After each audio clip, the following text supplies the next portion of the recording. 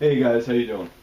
Alright, what we're going to go over here today, it's just basically an overview. It's not a review. The difference here is just I haven't had a chance to use this thing a lot. I just put it together. As you guys know, I do have my TAG 101, all the bells and whistles grinder. That grinder is about, I don't know, $2,000–3,000. This is a very, very scaled down version of that. And I think when Chris put this together, his theory was basically a small grinder for someone that just wants to do it and not spend all the money. It comes in all these pieces right here. As you can see, it's all just basically cut metal put together with screws. There's nothing else that's holding this thing together. There's no welding. There's nothing involved like that. If you are somebody that is not mechanically inclined, I highly suggest you find somebody to help you put this together. I put it together myself. It wasn't really hard. It does come with a set of instructions, and the instructions are pretty well detailed. It comes with pictures, and you can download it. And by the way, Chris has been very, very helpful. If I ever ran into a problem, I would email him and he would get back to me right away, usually within a couple hours, because I know he's getting ready for Blade Show. By the way, I'm not, Chris didn't ask me to do this overview. I am no way affiliated with his company, but again, I get a lot of questions, guys asking me, I got some money, I want to buy a grinder, but I have the KMG's this cost, and Wirtz is this much, and do I get a batter, what do I do, This grinder right here is $1,000 shipped. It comes with everything you see here, okay? But again, it comes in all parts. So you're going to get the motor by itself. You're going to get a box of metal parts and screws and bolts and all this stuff. Again, this is the platen. The platen you have to put together by yourself. So everything has to be put together, all right? So I want you to be extremely clear. Now, to me, it was no big deal. Most of everything that you see here is 7/16. So if you have 7/16 open-end wrenches or socket wrenches, no problem.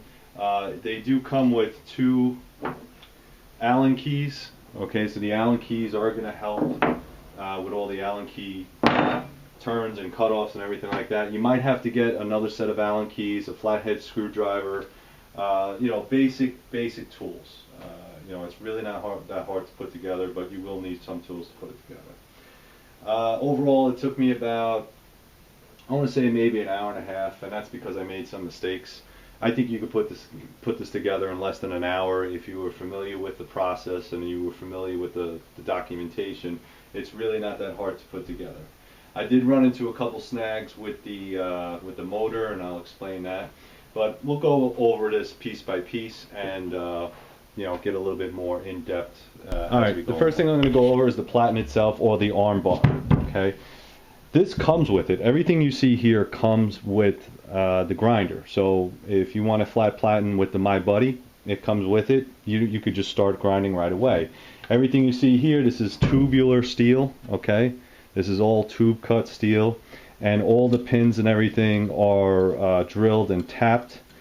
The tool rest, and this is a little bit of a pain, but the tool rest goes underneath the platen, and it is one piece of straight steel. Okay, not bad, it works, nothing wrong with that, and you can see it's tapped. Okay, this piece right here, the platen itself, is all fully adjustable. You can see inside here there are slots that can adjust it. You can move it forward, you can move it diagonal, and also what he had done here is he made this adjustable as well. So you have a quick release, you release this, and you could turn it 45 degrees, 90 degrees, whatever you want to, however you want to grind that day is how you feel about it, that's fine. All right, so I'm going to just show you a little bit on that. All right, so very simple. All right, I got my tool rest, I got my platen, and on the side here you have these quick, I get these are quick tighteners, something like this.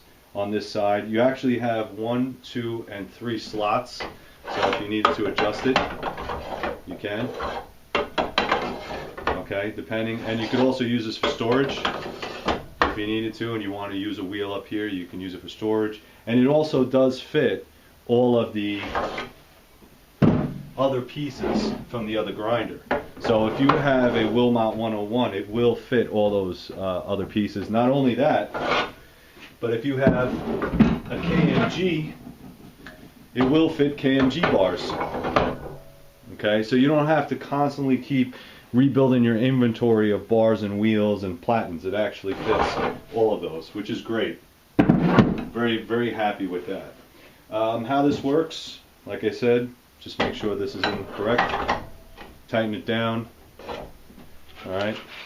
Get your belt. Just like any other belt grinder. Make sure it's on there. Squeeze this down a little bit. Pull it out. Tighten it up. Make sure it's flat. Alright, and turn it on. Might want to lower your volume. Alright.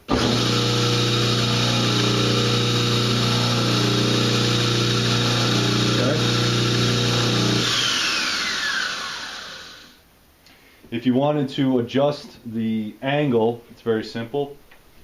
There's a quick release here. Oops, sorry, I couldn't get to this. Okay, quick release. Alright, see how I could change the angle? I can make it this way, or I could turn it around another way. Just readjust this. Okay, tighten it up. Make sure I don't fly off. Alright, turn it on. Readjust it. You could also use this part right here to do any type of handles. You can use this part right here. Alright, take that off. What I usually do is I use my little torpedo level to make sure it's level. Now there isn't any type of markings here, so you're not going to know, like in any other tool company, you know how they put those little hash marks or hashtags? You're really not going to know how level it is. So I just use a torpedo level. Okay, I got my tool rest. You can do this off the machine as well. It's really not that hard. But again, you know, for simplicity. Okay.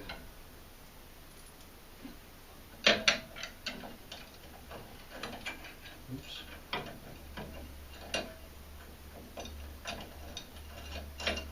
Okay. Tool rest is on. And it does fit underneath the bar. And what I usually wind up doing is I take the tool that it is supplied with, give it a nice turn. Okay. There you go. Put your belt on again.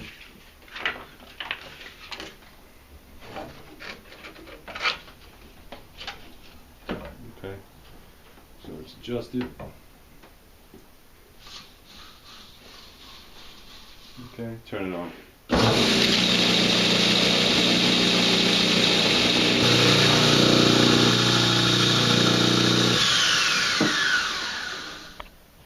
Alright, as you can see right there, it tracks pretty well. You might have to do some adjustments with the belts and everything else. I'm just going to show you a little bit how this sucker grinds. In my opinion, it grinds well.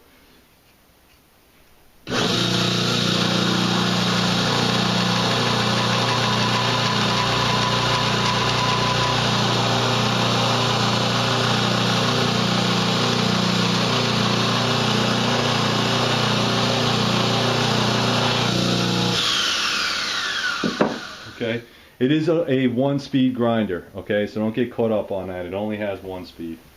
Okay, so a couple things to notice. Like I said, this is all interchangeable right here, which is nice. It's comfortable. It's easy to use.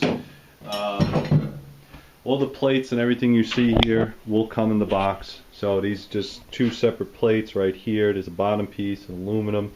Right here, I don't know if you can see this inside. But in some of the documentation you'll see this red in 1, 2, 3. It is no longer like that. It turns out it's cheaper to manufacture if you just use tubes instead of the aluminum anodized. I kind of understand that. It does the same purpose as long as the pieces are all lined up together. It works. The only critique I have on this is that in the documentation it does say that you have to put washers in between the steel and the bars itself, all the way down, all the way through. I think that's to allow for the extra spacing and the extra wiggle room, because maybe the tolerances were too tight, or you want to be able to slide all your wheels in and out of there relatively easy instead of having them super tight. This piece right here is the shock absorber or spring. It's very easy to maneuver, adjust. This is adjustable. Okay, the wheels, I don't know what they are, some type of metallic or aluminum wheels. I do believe they're aluminum on all of them except for this one in the back. Now on the motor itself there's a 5-inch wheel. Okay, this is a rubber polymer wheel, whatever it's used. It's rubber. So I think what he was telling me was the reason he uses that wheel instead of the 2 or 3 inch like you see here, okay, is because it's an easy medium. You could change that wheel if you want. If you wanted to get a different wheel, a bigger or smaller wheel, you could. But I think with the power consumption and everything, what Chris was telling me was this wheel right here is actually a pretty decent sized wheel, and it will get most of the jobs done. Okay, so that's his words, not mine. You know, I'm not an engineer. I'm just going off of what he said. Okay. The engine itself, or I keep saying engine, but it's not an engine, it's a motor. Couple things on this motor. You can get them in 2 versions. One is the 1.5, I think 115 volt, and I believe you can get to 220 volts. You just got to make sure that you talk to Chris before you purchase. This is a tool mech by Electromax. I don't know where these come from. I'm assuming that they are overseas motors. I really don't know. These are adjustable, so you can, I don't know if you see right there. This is the 115/2, I think you could just 220 volts, so you can change it. Couple things on this motor. Alright, let me just put you back in here. Alright, couple things on the motor. When I first got the motor for the Tag 110, this right here, this piece was busted off. This is actually the head of the screw. Now, when I spoke to Chris, basically Chris doesn't make any of these. Wilmont Grinders does not make the motors. They outsource it. They buy it and then they ship it with the product, or they drop ship it to the customer.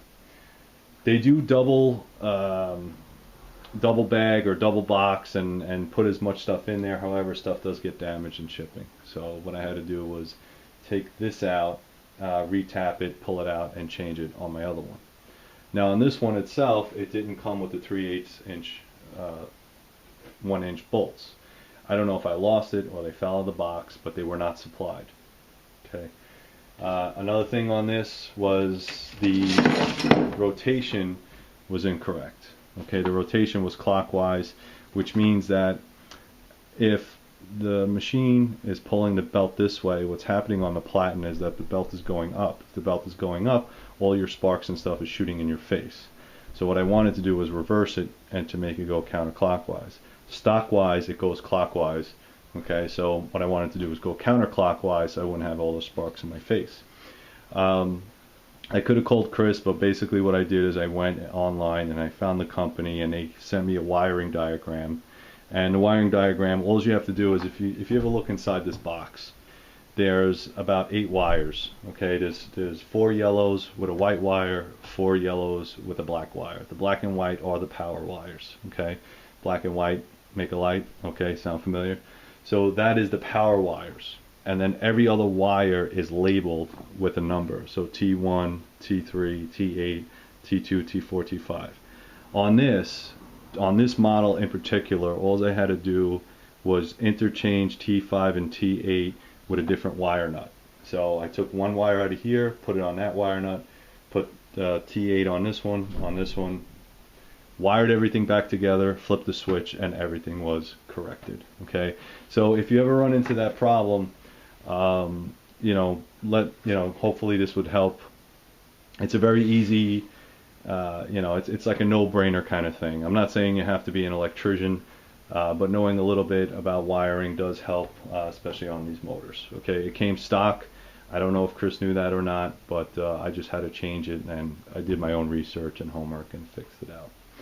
All right, so fixed, no problem, it works great. The only other critique I have on this over here is it's kind of a little bit minor, but as you can see right here, this is where the belt goes, and the wire of the power is a little bit too close to this. Now, it's not a big deal. My power source happens to be on my right side, but if I wanted to, I could run it underneath the table or in back of the table. But it's just something that you need to watch out for, because if you have abrasive belts too close to the power source, you can definitely cut into that power source, and now you have to, like I said, this machine is not really heavy. As you can see here, it does come with holes, so you can drill this down into a bench if you wanted to. And I think there is a plate that Chris sells that you could probably attach the plate to. Okay. Again, this is not free floating, but it is attached to a bracket. As you can see right here, everything is attached to a bracket. And again, this is an erector set of a do-it-yourself or DIY kind of model. Okay, so if you're not comfortable with screws, nuts, bolts, getting your hands dirty, this might not be for you. But hey, for $1,000 you can't go wrong, especially for a semi-professional grinder. There is a way, I think, that you can turn this on its side if you made a jig for it. I know somebody, Chris was telling me one of his friends made a jig for this and was able to turn it on its side to make a horizontal grinder. He did make it out of wood, but again, it's only one speed. Not a big deal if that's what you want to do. It is small enough. And by the way, I'll get all the specs from the website and then just list them all down below so you guys can take a look at it if you want. But overall, not a bad little grinder. You don't necessarily need a lot of room or a lot of money to make great, fantastic knives. Something like this in $1,000 range is probably going to be a lot better than the Grizzly grinder. In my opinion, the Grizzly grinder is $500, $625 shipped. For a couple extra bucks, you're getting a semi-pro 2x72 grinder. All right, and it's shipped for $1,000. I don't know if that's shipped $1,000 overseas. I really don't know, but you can pretty much fit anything on this grinder. Alright guys, so that's pretty much it. That's my overview. As I start using it, I know there's some stuff that I probably missed. As you can see right here, there's another screw hole here. You could probably put another wheel there. That's probably what that's for. But Chris, by the way, Wilmont Grinders, what he's going to do is he's going to make a video on how to put this sucker together. So this way you don't have to worry about it. There's certain things that he does when he puts these together that will be beneficial. So even if I had a little bit of problems here and there, Chris was always helpful. Very good at customer service, and that to me is worth its weight in gold. Alright guys, so if you're interested, go up to Wilmont Grinders. I will be doing a video once I get a little more time on this grinder. Hopefully I could do a little bit more information and bring it to the next level, show you guys what's going on with this grinder. But I got to use it to approve it. So right now I just want to give you guys an overview and maybe a little bit of information if you are looking at this grinder. Alright guys, thanks a lot. Talk to you soon. Out.